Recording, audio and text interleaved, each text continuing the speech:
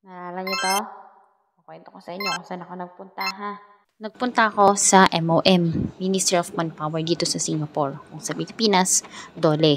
Sila yung mga nangangalaga sa mga nagtatrabaho dito sa Singapore. Pag first timer talagang may interview ka, twice a year daw to. Sabi nila. So habang nag-aantay ako ng tren, syempre vlogger ka, video dito, video dun. Kaso lang, may matalak na mga nag-a-assist dito na huwag kang mag-cellphone kung pasakay ka na ng tren kasi may mga aksidenteng pwedeng mangyari. Totoo naman. Pero wait lang. Kunan ko lang yung tren. Since dumating naman na yung tren, I off my phone na.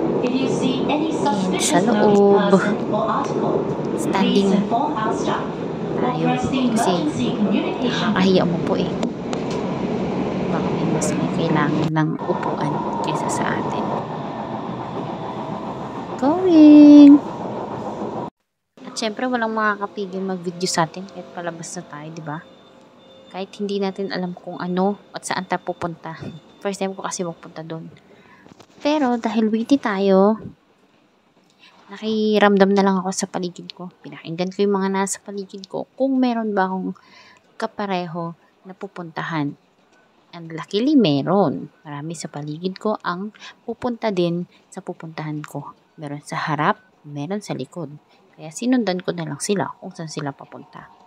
Runong-runungan, di ba? Kunyari alam ko, pwede na yun. Basta magkandaligaw ako, basta magbe-video ako. Kita mo yung naka-green, para kami nang pupuntahan. Kaya sa kanya ako sumusunod. Pinakikiramdaman ko lang siya.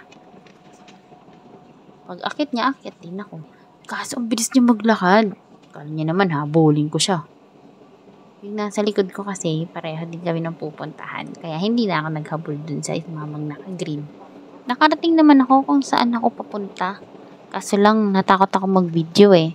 Marami kasi mga bawal na kung anik-anik kaya hindi. Tinigilan ko muna mag-video. Nag-focus muna ako sa interview ko. So, thank you for watching guys. Update ko kayo sa mga susunod na mga yan. Don't skip ads. Bye. Thank you.